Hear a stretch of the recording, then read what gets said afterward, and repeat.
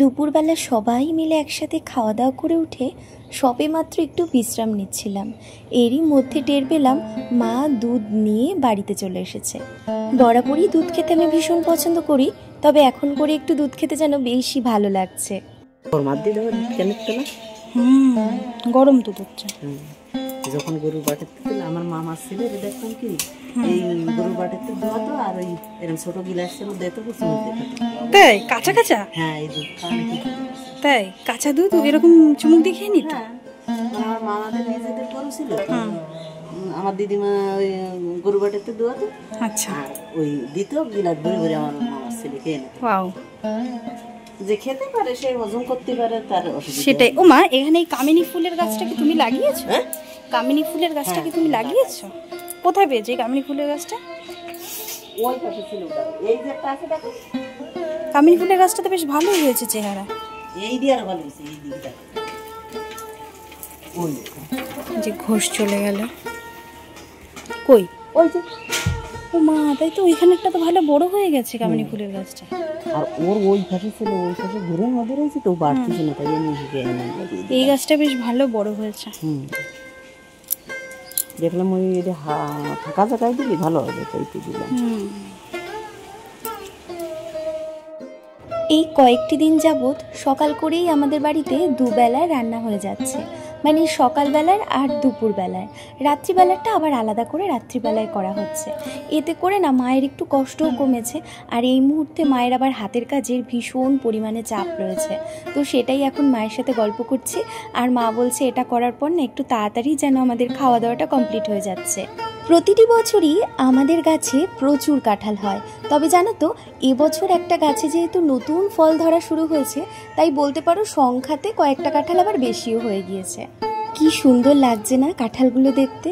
তবে বাড়িতে না কাঁঠাল খাওয়ার তেমন লোক নেই। সব থেকে বাড়িতে কাঁঠাল খেতে বেশি পছন্দ করে আমার শাশুড়ি মা, তারপরে শ্বশুরমশাই, তারপরে ননদ। আর আমার তো সত্যি কথা বলতে এবছর কাঁঠাল খেতে একদমই ভালো লাগছে না। আর আমার বড়বাবু তো কাঁঠাল একদমই পছন্দ করে না, তাই ও তো ছুঁয়েও দেখে না। পাড়া প্রতিবেশী আত্মীয় স্বজন সবাইকেই কাঁঠাল দেওয়া হয়ে গিয়েছে, তারপরেও যেন এখনও কাঁঠাল নিয়ে ঠালাগুতো লেগে রয়েছে। আমি কি করে ধরবো? না, ধরে রাখা যাবে না, আর একজন লাগবে না ধরার জন্য। কাটি ফেলে দেবো। তুমি একটু কথা বলো। এই যে দেখো বন্ধুরা, নাও, এই যে দেখো বন্ধুরা, এই যে কাঁঠাল পাড়তে তোমার পেটু দেখা যাচ্ছে।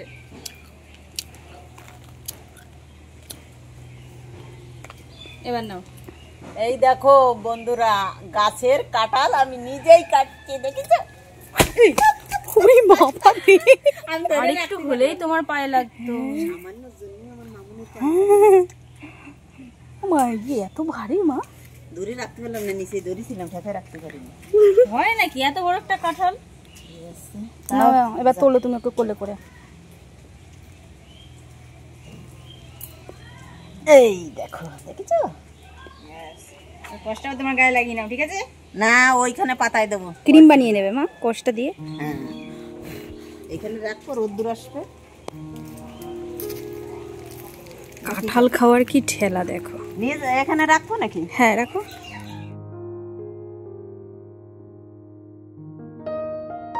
সত্যি গো, গাছের ফল বেশি হোক অথবা কম, তাতে কিন্তু একটা আলাদাই শান্তি পাওয়া যায়, তাই না বলো? সেই দুপুরবেলা উপরে এসে একটা লম্বা ঘুম দিয়ে নিয়েছি। মাঝে মাঝে দু একদিন এত পরিমাণে দুর্বল লাগে আর ঘুম পায় আমার, যে ওই সময় যেন আমার খিদে থাকলেও আর খেতে ইচ্ছে হয় না।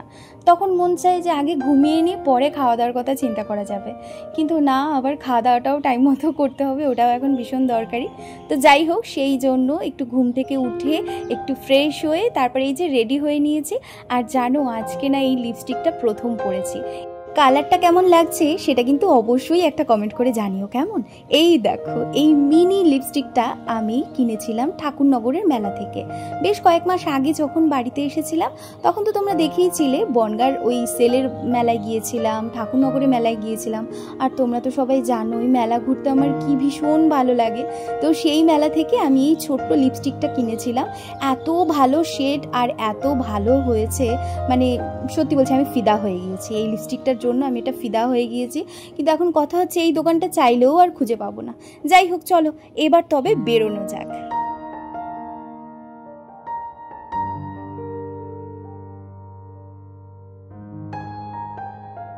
একটা সময় আগে আমরা যখন দুজনেই বনগাঁয়ে থাকতাম, আমাদের নতুন সংসারটা যখন বনগাঁয়ে শুরু হয়েছিল, তখন কিন্তু ওই 1-2 দিন বাদে বাদেই আমরা বাইরে ঘুরু করতে বেরোতাম এই বিকেলবেলা করে।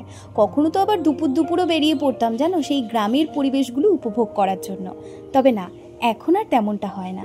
জীবন বদলেছে, পরিস্থিতি পাল্টেছে, সময়ের সাথে সাথে মানুষের জীবনে অনেকখানি পরিবর্তন চলে আসে।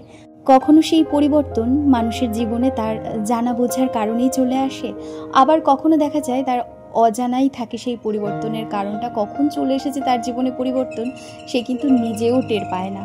জীবন বড়ই অদ্ভুত, তবে হ্যাঁ, জীবন অনেক সুন্দর, অনেক সুন্দর, যদি জীবনের প্রতিটি অধ্যায় খুব ভালোভাবে পর্যবেক্ষণ করে উপভোগ করা যায়।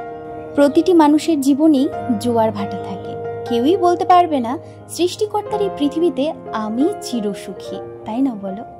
যাই হোক, চলো অনেকক্ষণ গল্প করে ফেলেছি, অনেক মনের কথা বলেছি। ভীষণ ভালো লাগে তোমাদের সাথে এই মনের কথাগুলো শেয়ার করতে। তো আমাকে বরবাবু নিয়ে এসেছে আমার প্রিয় মোমো, যেখানে আমি মোমো খেতে ভীষণ ভালোবাসি। একমাত্র বনগাঁর এই দোকানটাতে আমি মোমো খেতে ভীষণ পছন্দ করি। তো সেইখানেই এখন আমরা দুজন চলে এসেছি, আমাকে মোমো খাওয়াতে বরবাবু নিয়ে এসেছে। আর সত্যি বলছি জানো, এতগুলো দিন ধরে আমি ভেবে গিয়েছি না, এখন তো আমাকে বাইরের খাবার খেতেই দেয় না উনি। তো ভীষণ ক্রেভিংস হচ্ছিল আমি একটু মোমো খাবো। যাক, অবশেষে অপেক্ষার অবসান ঘটলো। আমি এখন মোমো নিয়েই দাঁড়িয়ে রয়েছি আর এখন একটু করে মোমো খাবো। সত্যি কথা বলতে বাইরের পরিবেশটা এখন ভীষণই সুন্দর। একটু আগেই না বৃষ্টি হয়েছে, তো সেই কারণে ওই বাইরের ওই ওয়েদারটা একটু ঠান্ডা রয়েছে। আর দেখবে এরকম ঠান্ডা ওয়েদারে কিন্তু গরম 1 প্লেট মোমো হলে একেবারে জমে যেন ক্ষীর হয়ে যায়।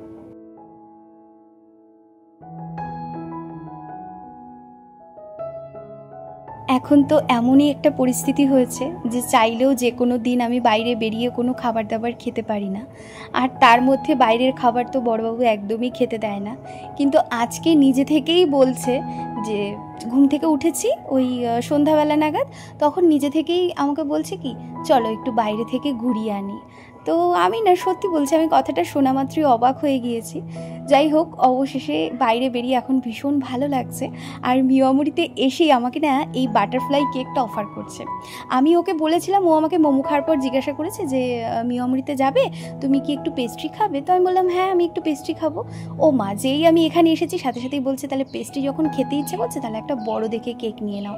কিন্তু না গো, এখন আমি কোনোভাবেই এই বড় কেক নিতে চাই না। তার কারণ এখন না এইগুলো খাওয়া এতটা পরিমাণে একদমই ঠিক না। তো সেই জন্য আমি ওকে বললাম না, তুমি এমনি যে পেস্ট্রি রয়েছে সেখান থেকে একটা যেটা ভালো লাগে সেরকম নিয়ে নাও। আর অবশ্যই আমাকে একটা ইন্টারনেট খাওয়া, কারণ চিকেন ইন্টারনেট, মিয়ামুরের চিকেন ইন্টারনেট মানে আমার ভীষণ ভালো লাগে, ঠিক আছে?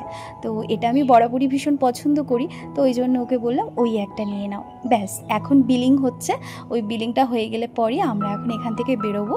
আর এবার সিধা বাড়ি যাব, কারণ একটু তাড়াতাড়ি বাড়ি পৌঁছাতে হবে। দেরি হয়ে গেলে পর না আবার দেখি মা একটু বকাবকি করে, মানে আমার শাশুড়ি মা বলে যে এখন বেশি রাত পর্যন্ত বাইরে থাকাটা ঠিক না।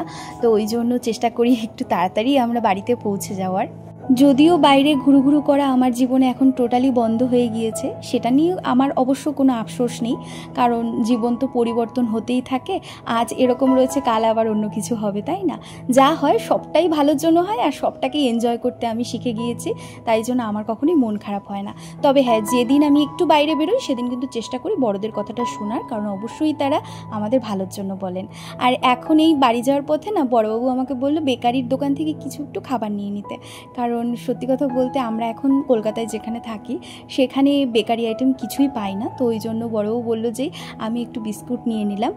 আর এরপরে বাড়ি চলে এসেছি, বুনুকে বুনুর খাবারটা দিয়ে আমি আমার খাবারটা নিয়ে বসে পড়েছি। এখানে রয়েছে 2টো পেস্ট্রি আমাদের দুজনের জন্য, আর এখানে রয়েছে একটা চিকেন ইন্টারনেট। আর এটাই হলো আজকের রাতের আমার ডিনার। আর বড়বাবু হয়তো একটু রুটি খাবে। যাই হোক, চলো আজকের মতো তবে তোমাদেরকে এখানেই বিদায় জানাচ্ছি। তোমরা সবাই খুব ভালো থেকো, সুস্থ থেকো। তোমাদের সকলের সাথে দেখা হচ্ছে পরবর্তী ব্লগে।